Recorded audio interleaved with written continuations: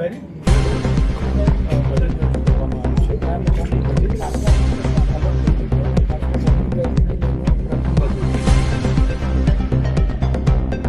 Municipal corporation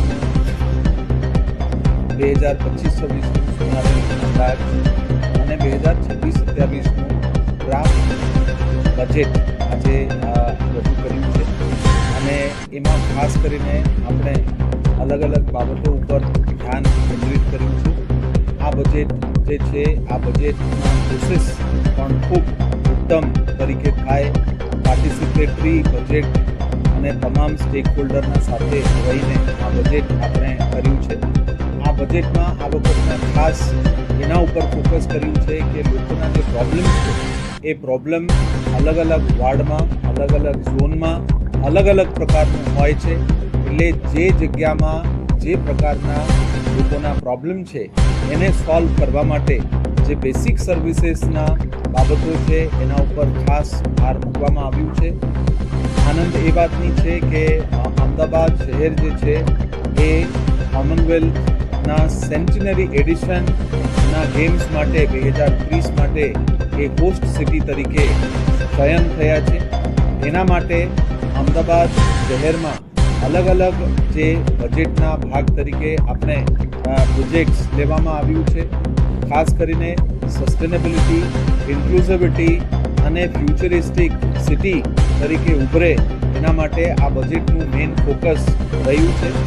જે main કેટલા બાબતો આપણે ધ્યાન કેન્દ્રિત કર્યું છે એ માળખાકીય સુવિધા હોય કે બિન માળખાકીય સુવિધાઓ હોય એ તો છે, પણ એના ઉપરાંત આપણું જે હેરિટેજ છે એ હેરિટેજ સિટીના થીમ ઉપર heritage city, old city develop થાય એ રીતે આમાં પ્રોવિઝનિંગ કર્યું છે. એના ઉપરાંત આ વખતના બજેટમાં એક એલિવેટેડ કોરિડોર આપણે નહેરુ બ્રિજથી લઈને શિવરંજની થઈને આપણા ઇસ્કોન સુધી એક એલિવેટેડ કોરિડોર આમાં પ્રપોઝ કર્યું છે. એના સાથે સાથે વકીલ સાહેબના બ્રિજથી લઈને ગુમા સુધી એક બીજા સેક્શન એલિવેટેડ કોરિડોરનું આપણે પ્રપોઝ કર્યું છે. અમદાવાદ શહેરમાં સસ્ટેનેબિલિટી માટે આપણા લગભગ 42 જેટલા લેક્સના લેક ફ્રન્ટ ડેવલપમેન્ટ થાય વિથ ગાર્ડન્સ એના માટે પ્રપોઝ કર્યું છે. 30 જેટલા રોડને આપણે થીમેટિક રોડ સાથે with proper plantation, proper flower bed એના માટે વ્યવસ્થા કરવામાં આવ્યું છે. એના સાથે સાથે ટ્રાન્સપોર્ટ અને ટ્રાફિક માટે મેજર પગલાં જે છે આ બજેટમાં આપણે પ્રપોઝ કર્યું છે.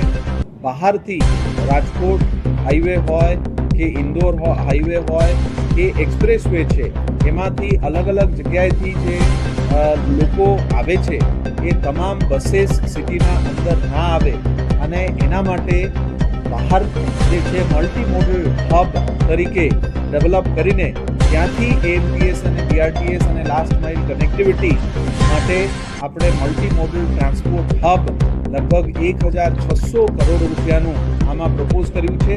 જેનાથી બહારના જે બसेस છે અને બહારના જે વ્હીકલ્સ છે એ અંદર નહીં પ્રવેશીને આપણા શહેરનું જે ટ્રાફિક અને ટ્રાન્સપોર્ટેશનમાં ખૂબ સુંદર એક ઇમ્પ્રુવમેન્ટ થશે. અને એના સાથે સાથે આપણા અલગ અલગ જગ્યાઓમાં જે ઇન્ફ્રાસ્ટ્રક્ચર રિક્વાયરમેન્ટ છે એના માટે પ્રોવિઝનિંગ કર્યું છે. આપણે અમદાવાદ સ્પોર્ટ્સ વોલ્યુન્ટિયર્સ નામ માટે એક પ્રોગ્રામ કર્યું છે, જેનાથી આપણા સ્કૂલો, કોલેજો, અલગ અલગ સંસ્થાઓ તરફથી સ્પોર્ટ્સ વોલ્યુન્ટિયર જે છે એ અત્યારથી તૈયાર થાય એના માટે બજેટમાં પ્રોવિઝન કર્યું છે. દરેક ઝોનમાં એક સ્પોર્ટ્સ સેન્ટર એ સ્પોર્ટ્સ કોમ્પ્લેક્સ અત્યારે કાર્યાન્વિત છે, પણ 4 જેટલા નવા સ્પોર્ટ્સ કોમ્પ્લેક્સીસ અને 3 જેટલા નવા મિની સ્પોર્ટ્સ કોમ્પ્લેક્સ પણ ડેવલપ આપણે આ બજેટમાં કરવાના છીએ. ઈ સ્પોર્ટ્સમાં યુથ સ્પોર્ટ્સ તરફ વળે એના માટે ઈ સ્પોર્ટ્સમાં પણ આ વખતે આપણે ખાસ કરીને ભાર મૂકવામાં આવ્યું છે. સ્પોર્ટ્સ માટે વીર સાવરકર નારણપુરાનું જે સ્પોર્ટ્સ કોમ્પ્લેક્સ છે એ આપણા માટે ગર્વ અને ગૌરવની બાબત છે. એ આ વર્ષે લોકાર્પિત થયું છે. એમાં નેશનલ અને ઇન્ટરનેશનલ જે ઇવેન્ટ્સ એમાં થઈ રહ્યું છે.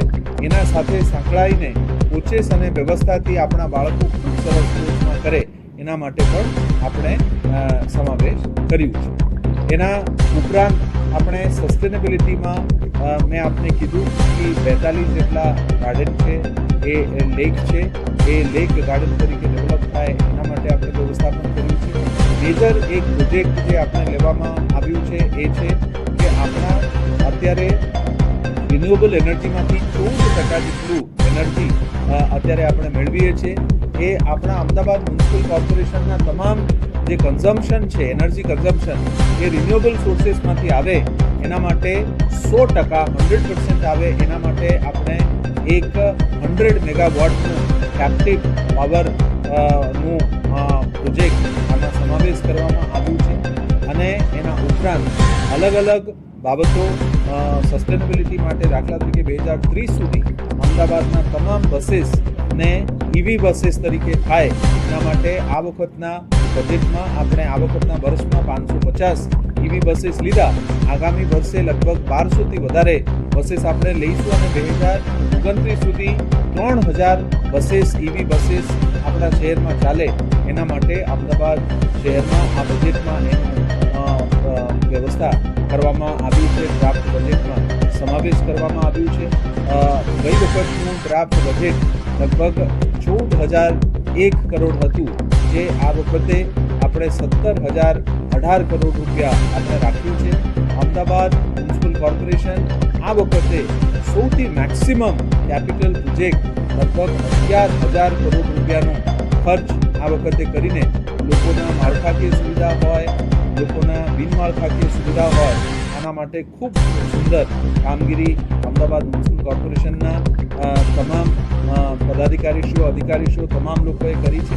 અને મને આનંદ છે કે આ વખતના જે બજેટ છે એ બજેટ એને આગામી સમયમાં તમામ ઇન્ફ્રાસ્ટ્રક્ચર અને તમામ બાબતોને ફોકસ કરે એ રીતે વ્યવસ્થાપન થયું. 26 જેટલા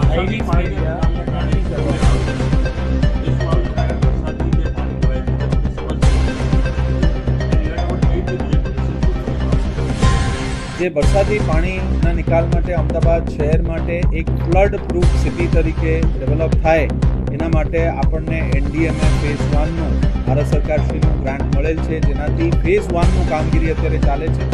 ફેઝ 2 અને ફેઝ 3 કામગીરી માટે આપણે પૂરેપૂરું એક માસ્ટર પ્લાન બનાવવામાં આવ્યું છે. અમદાવાદ શહેરમાં પાણી નહીં ભરાય અને ઝડપથી પાણીનો નિકાલ થઈ જાય અને એ પાણી લેકમાં જાય એના માટે લેકના જે સરફેસ ડ્રેનેજનું વ્યવસ્થા એનું અને તમામ લેક્સના ઇન્ટરલિંકિંગનું વ્યવસ્થા એમાં કરવામાં આવ્યું છે. અમદાવાદ શહેરમાં જેટલા પણ ગાર્ડન છે એ સ્પોન્જ પાર્ક તરીકે અલગ અલગ જગ્યાઓ ઉપર જ્યાં પણ પાણી ભરાય છે ત્યાં ડેવલપ થાય. નેચર બેઝડ સોલ્યુશન માટે પણ આમાં ફોકસ કર્યું છે. અમદાવાદ શહેરમાં જે મુખ્ય પોઈન્ટ છે, મુખ્ય જગ્યાઓ છે, દાખલા તરીકે ફાયર સ્ટેશન હોય કે BRTS સ્ટેન્ડ હોય, એ તમામ ફ્લડ પ્રૂફ તરીકે થાય એના માટે માસ્ટર પ્લાન રચના કરવામાં આવ્યું છે. અને આ બજેટમાં એનું લગભગ 643 કરોડથી વધારે રકમ જે છે એ નિર્દિષ્ટ કરવામાં આવી. ફ્લડ પ્રૂફ ક્યારે નક્કી કરવામાં આવે કે જ્યારે ફ્લડ સિટી તરીકે EMC પોતાને સ્વીકારી 147 જે જગ્યાઓ છે એમાં સિટીમાં પાણી ભરાય છે અને સિટીના જે આઉટલેટ છે એ આઉટલેટ આપણા પાસે 4 કેચમેન્ટ એરિયા છે. ગોતા ગોદાવરી કેનાલ છે, આપણા પાસે ખારીકટ કેનાલ છે, ફતેવાડી છે, સાબરમતી નદી છે અને ખારી નદી છે. આ તમામ જે પાણીના સ્ત્રોતો છે એ પાણીના સ્ત્રોતોમાં આપણી શહેરના જે પાણી છે એ કનેક્ટ થાય અને ગાર્ડન અને લેક ફ્રન્ટ ડેવલપમેન્ટ થાય એના માટે વ્યવસ્થા બજેટમાં સમાવેશ છે. આરોગ્ય બાબતે 26 જગ્યાઓના હાઈ રિસ્ક એરિયામાં કઈ રીતે હાઈ રિસ્ક એટલે શેમાં હાઈ રિસ્ક? અમદાવાદ શહેરમાં જ્યાં પણ પાણી રિલેટેડ અથવા ડ્રેનેજ રિલેટેડ કમ્પ્લેન્ટ આવે એના કમ્પ્લેન્ટ રિડ્રેસલ સિસ્ટમમાંથી છેલ્લા 5 વર્ષના આંકડામાંથી આપણને એવું મળ્યું છે કે 26 જગ્યાઓ ઉપર મેક્સિમમ કમ્પ્લેન્ટ રજિસ્ટર થયા છે. એ તમામ કમ્પ્લેન્ટ ઉપરથી આ પ્રોબ્લેમ સ્ટેટમેન્ટ ગણીને એના સોલ્યુશન તરીકે 26 જેટલા હાઈ રિસ્ક એરિયામાં જે કંઈ પ્રશ્ન છે એ પાણીનો પ્રશ્ન છે અથવા ડ્રેનેજનો પ્રશ્ન છે અથવા જે કંઈ પ્રશ્નો છે એ પ્રશ્નને નિરાકરણ કરવા માટે 26 હાઈ રિસ્ક એરિયા આઈડેન્ટિફાઈ કરીને લગભગ 220 કરોડથી વધારે ખર્ચમાં એનું સિસ્ટમેટિક ઇન્ફ્રાસ્ટ્રક્ચર પ્લાન માટે વ્યવસ્થાપન કરવામાં આવ્યું છે સો દેટ એમાંથી કોઈ પણ જે આગામી સમયોમાં આપણને જે કમ્પ્લેન્ટ મળી રહે છે એ તમામ કમ્પ્લેન્ટના એનાલિસિસ થઈને એ બજેટમાં પણ રૂપાંતરિત થઈ શકે આ એક ઉત્તમ ઉદાહરણ છે.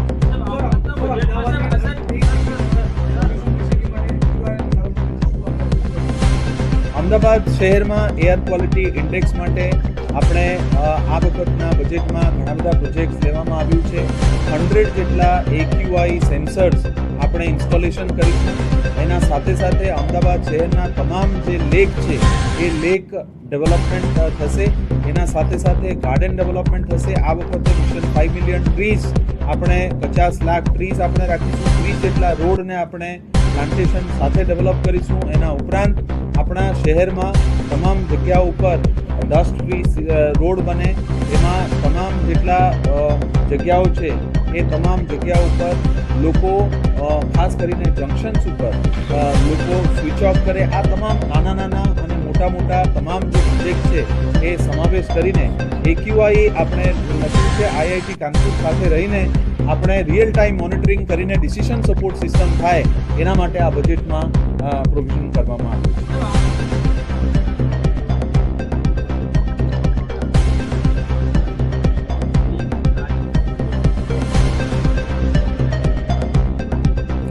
ઘણા બધા પ્રોજેક્ટ એવા છે જે લોંગ ટર્મ અને લોંગ જેસ્ટેશન પીરિયડનું હોય છે અને કોમ્પ્લેક્સ પ્રકારના હોય છે. એ તમામ પ્રકારના જે પ્રોજેક્ટ છે એ પ્રોજેક્ટને પણ આ વર્ષે સમાવેશ કરીને આ પ્રોજેક્ટ કાર્યાન્વિત થાય અને અમદાવાદ શહેરમાં આઇકોનિક પ્રોજેક્ટ્સ જે છે એ ડેવલપ થાય એના માટે આ બજેટમાં સમાવેશ કરવામાં આવ્યો છે.